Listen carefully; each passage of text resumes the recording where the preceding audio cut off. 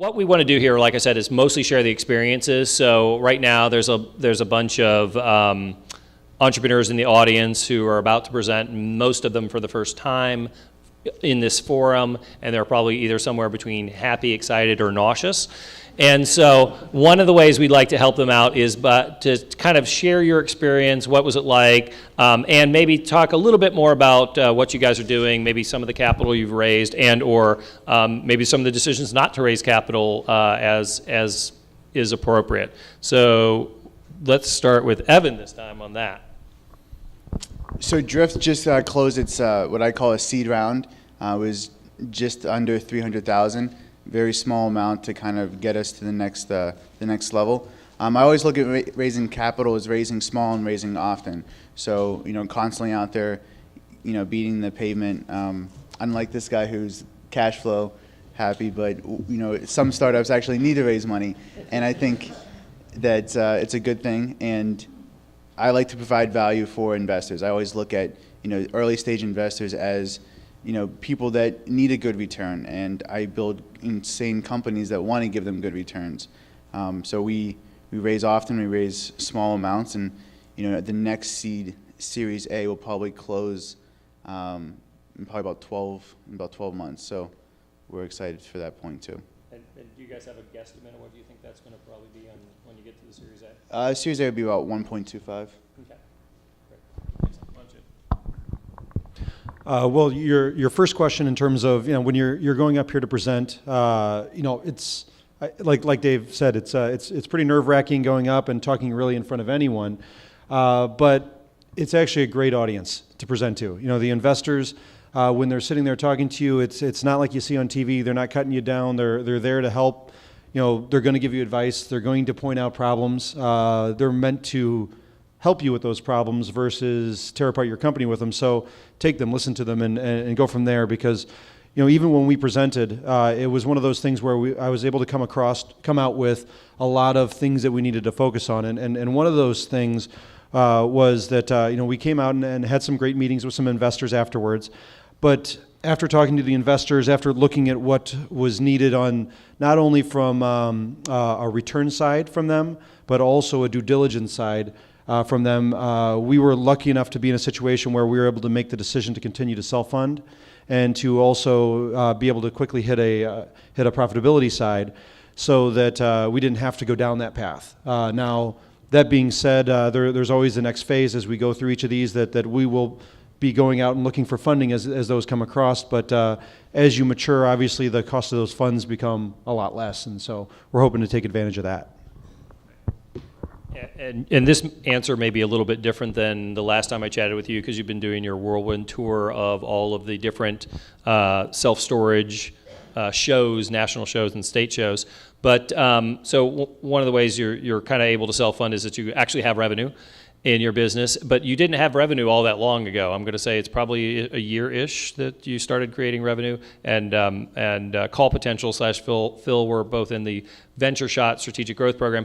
Can you kind of share of where you started a little bit, about approximately a year ago, and where you are now, and maybe whatever you can or will share about your revenue growth?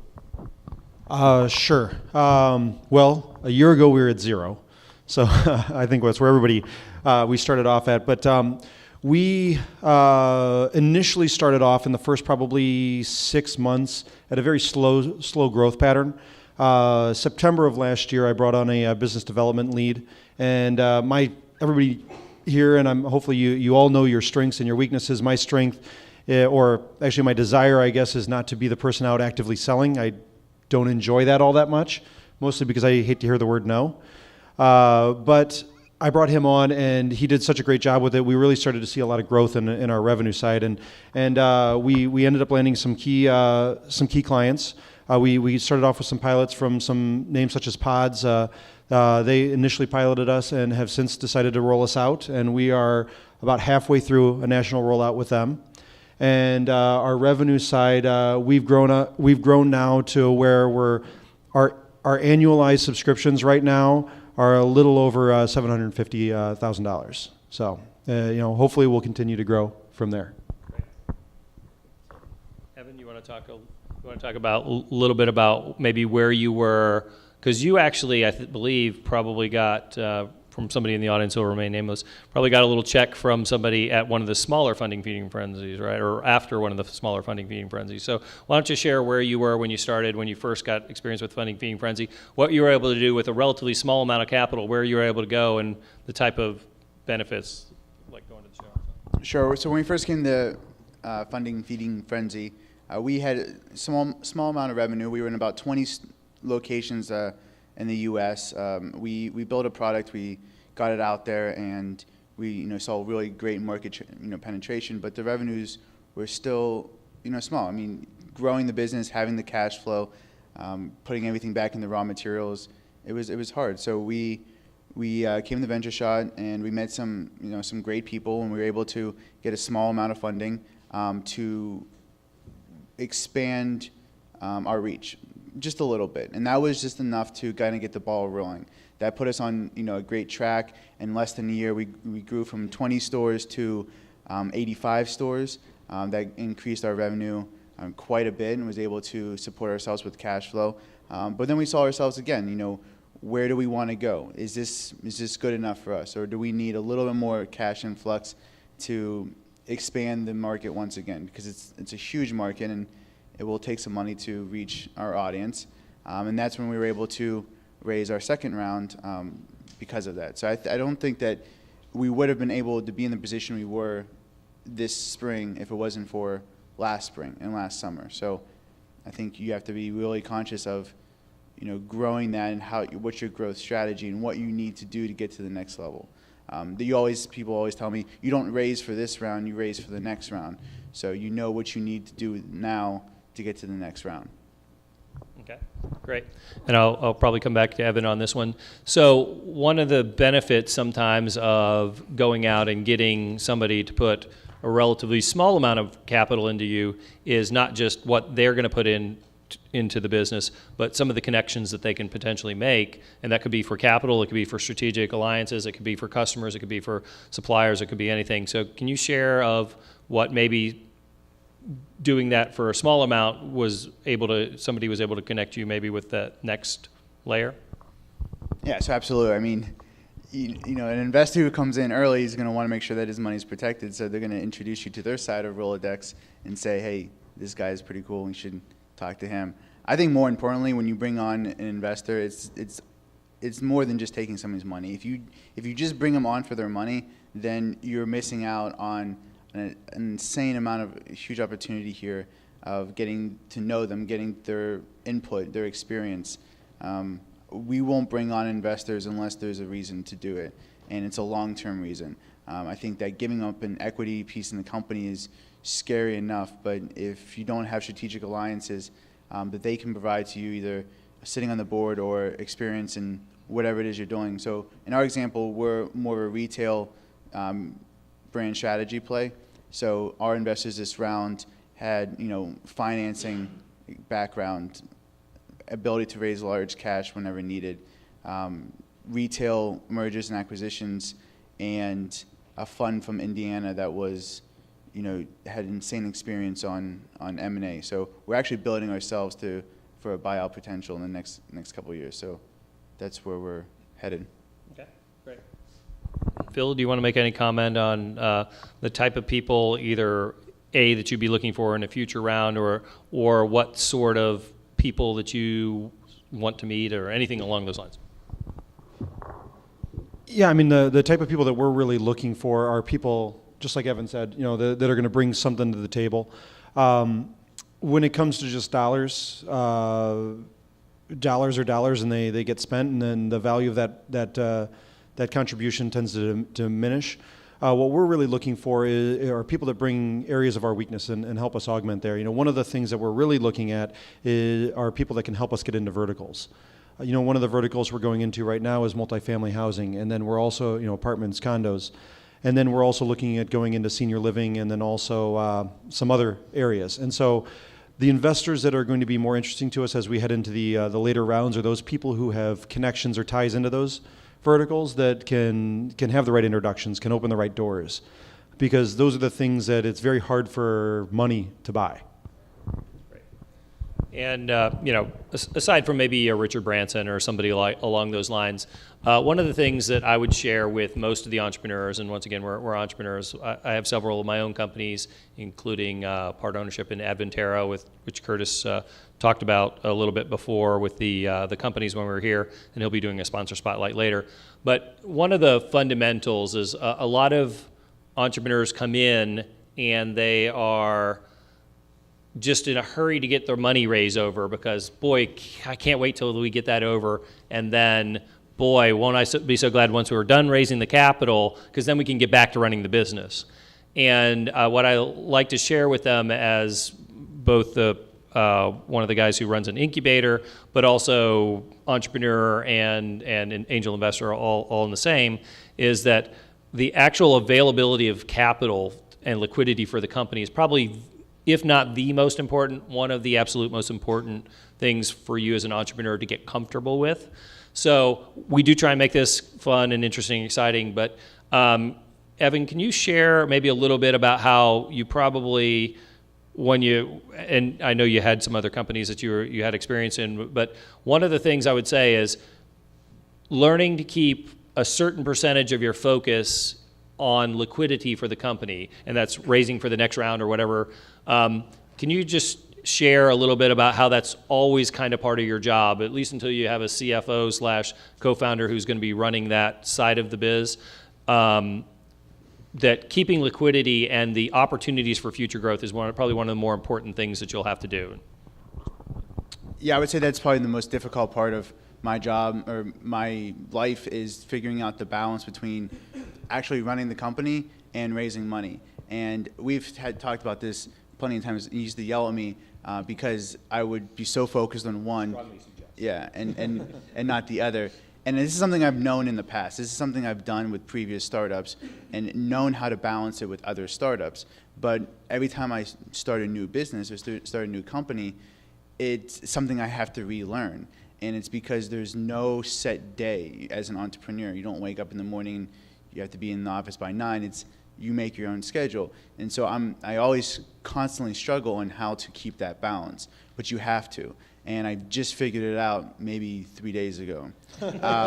So we closed our round and somebody's like, oh, you'll have a breather. And I said, no, I have to get back on the road and get to the next round, because it's going to take me 12 months to close it. So it's a constant daily activity of follow-ups and contacting and networking and just trying to figure out who's the right fit. And now that we have a little bit of runway, it's now my focus is spent on who's going to make the best partners in the future. And that's a really exciting moment for me now, is because I get to go and shop for who I want to bring on into this company.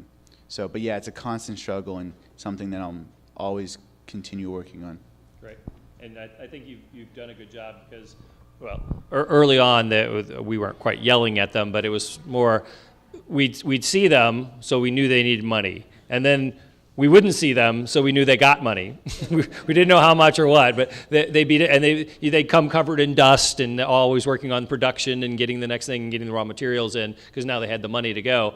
But it's a balance. It's like rushing from one side of the ship to the other. If you spend all your time on the production side, you won't be able to write up the ship with the money quickly enough, because capital, once you get past a few $1,000s, once you get into the tens of thousands, hundreds of thousands, or millions of dollars, or even tens of millions for the right type of company, that's a process, So when we say, if you're raising $500,000 or more, it generally takes 6 months from the word go, when you're really ready, like you actually have the one-page executive summary that doesn't look like a boring, crammed paragraph full of thing, but it's actually exciting and interesting and has your wow factors in it.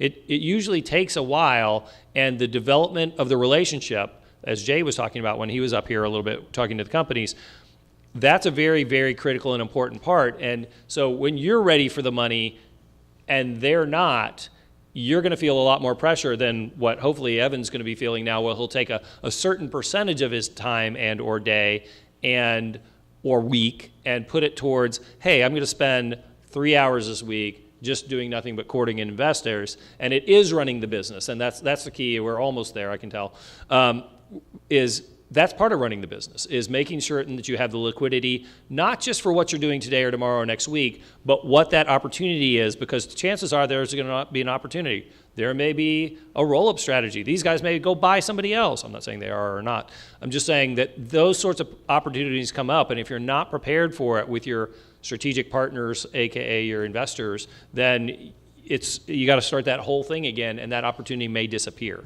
So anybody want to comment on that? Yeah, I agree. And it's the same way with us. Obviously, with the even though we decided not to go with funding in this round, it's something that we do have future rounds that we're obviously going to need it. And at the same time, it's really balancing out all the things, because the biggest one that we're looking at is pursuing a lot of the vertical contacts. Like I said, the vertical connections are very important to us. And so going out there and trying to meet the right people to go into a new industry, it's not something where you just knock on their door and say, hey, can I meet with you tomorrow to talk about you starting with our service the next day? We found that to get some of the larger companies in the multifamily industry to talk to us took 4 to 5 months just to continue to have meetings with them and get them to a point where they're actually now looking at rolling out the product. But that wasn't something we called them, had a quick conversation, and we were done. So not only the money, but also the expansion and customer base, and especially for going into new areas, you've really got to plan those out, because they're not, tell people you got a better mousetrap and they're beating a path to your door. Great. Okay. I think we're going to probably open it for just a few questions from the audience, hopefully from some of the entrepreneurs. But before we do that, any kind of little piece of advice for today for the people who will be up here presenting? I just relax, and you've probably practiced this, and if you haven't, still relax. It'll be fine. Nobody's here to tear you apart. It's just more a matter of to make you a better company and hopefully get you funded. And everybody's here for the same thing. And if nothing else, if you're here for the audience, if you're here in the audience, it's actually a great environment just to meet people and to kind of get those entrepreneurial juices flowing a bit. I would just say show passion and have fun with it. You're going to mess up. I messed up so much last year, but I feel like my answer in Q&A at the end was really where I sold the company because I knew the company and I had so much passion for it. So the presentation is only part of your passion and what you know about the industry and your market. Right. And don't argue with the investors. Okay, so we'll probably take, say, 3 questions, I'm going to guess, just based on the time we have to actually try and keep this thing on schedule. Anybody have a question for either the guys or me, but mostly for these guys? Anybody? Yes, sir, John? Okay, Mr. Burke, why did you win last year? Yeah, it's bribery.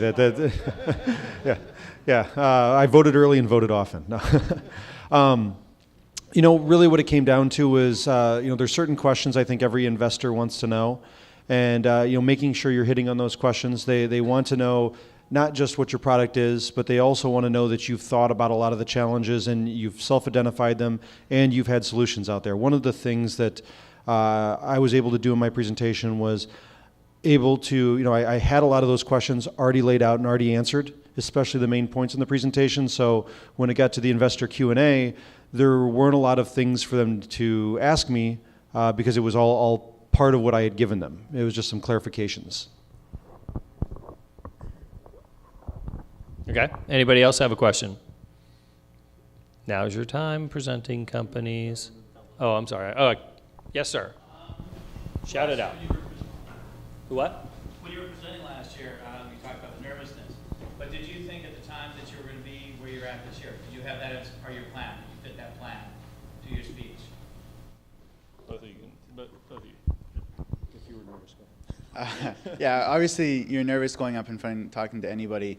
But yeah, the plan for the company was to be where we are today, and we absolutely nailed it. I think that if you look back at our presentation to where we are, you would be even more impressed on some of the success that we've had. So by having that a conservative strategy, and every investor is going to hate when you say, yeah, you're being conservative. But I think honestly, if you have a logical approach to your market and to your business, and you are conservative about it, you can beat expectations and be so much more successful that way. Yeah, I mean, I'd agree. You know, I was definitely nervous coming up here. When I'm nervous, I talk very fast, so I can imagine I came in about 3 minutes under my time slot probably. But yeah, in the end, I thought the presentation went well. We walked out of here with what we were hoping to accomplish, and you know, obviously a little bit more than we expected to accomplish. But it was a great event in many facets. Great. Anybody else have a question? Yes, sir. Why this forum? Did you guys pursue other forums, other type of funding, or what was your thought process as to going to this route as opposed to traditional funding? So for Drift in particular, we didn't pursue any other forums besides this one, and it was because I felt comfortable with the people that were putting it on. I felt comfortable with the space and the casualness of it. It wasn't, you know, so formal or too formal that it didn't allow us to show our personality. I've gone to other ones, especially in the Valley where my other company is, and presented to, you know, the TechCrunch 50 and all those. And there's some pretty good events out there for entrepreneurs and startups. What it comes down to is you're putting your business along stage with 50 other businesses, and you're just kind of one of 50. And even though you can stand out, and you know, he's got a great business model and we have a great business, you know, we're still side by side, and it takes the uniqueness away from your company. So unless it's something like the Feeding Frenzy that I particularly enjoyed, I try to stay away from them just because I want us to be, we're so unique. I don't want us to be drowned out by a call center, no offense. But yeah, so that's just my personal opinion on it. Yeah, I mean, I think the format and the venue and everything was more what I was looking for. You know, to go out there and to try and pitch individual investors and over and over again, and it's the grind. And you know, going out here and being able to, you know, start off in a situation like this allows you to quickly have a lot of people assess your business. But then it also allows you to get feedback, so you know when you're presenting to other investors, and you know, well, here are the weaknesses and here are all the problems. So the next time I talk to somebody, I will hopefully not make those same mistakes. And so it gets you a lot of feedback, a lot of information, because when you talk to some investors, they may never give you any feedback. They may never give you any information. They'll just tell you no. And great, thanks a lot for the constructive feedback. I don't know what I'll say to the next person. Here, you don't walk out with that. Instead, you walk out knowing you may not have walked out with $1, but you walked out with a lot of information, a lot of advice to make sure the next time you present, you get a much better chance at coming out with that check.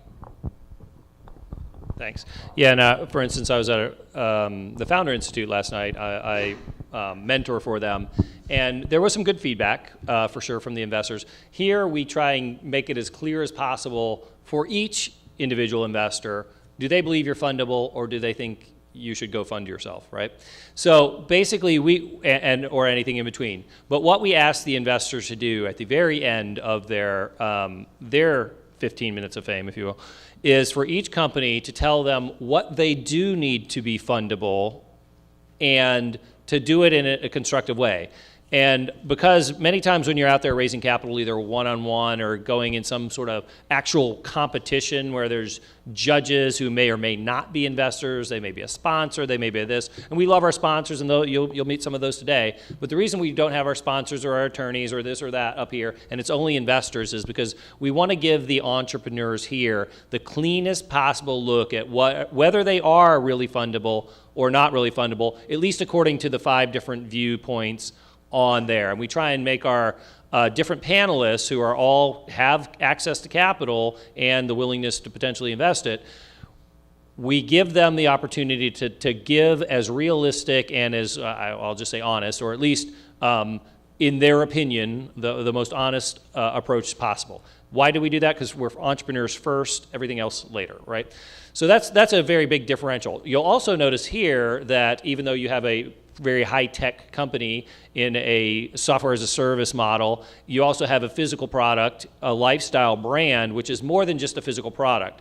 And we're very huge believers in the fact that your business is more than just what you do. It's about the attitude and the way you go about it. And as Evan was talking about, and this is mostly for the companies in the audience, is that if you are out there and create and craft that very compelling story, you deliver that with great emotion and passion, and don't argue with the investors, and do a great job of convincing, you will get opportunities for introductions, even if not a single investor up there says, yes, this is interesting to me.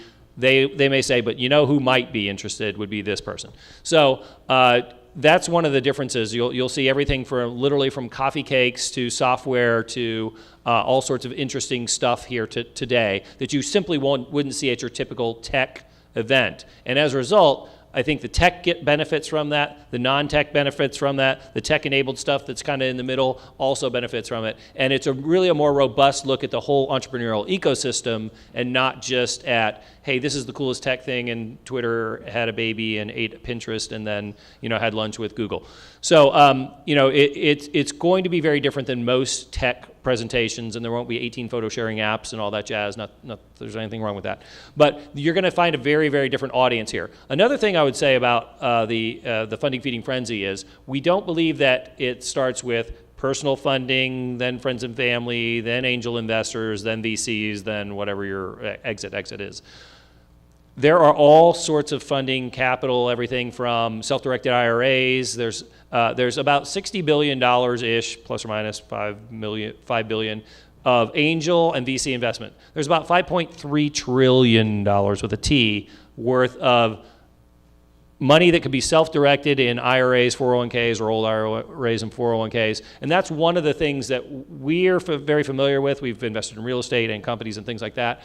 Quite a few of our companies have had more than half of the funding come from what I would call an alternative investment source, not just an angel, not just a VC, or not just some institutional round, but somewhere else that they may be high net worth individuals, just like an angel or VC, but they normally probably didn't consider investing as an angel prior to either coming to an event like this or prior to being introduced to a vehicle like a self-directed IRA or some kind of debt structure funding. There's revenue shares. There's all sorts of ways to do funding and make your business happen. And a lot of times how you get introduced to the funding, a convertible debt note or something like that, may not be how you end up in a later round, or you may end up with equity or something along those lines.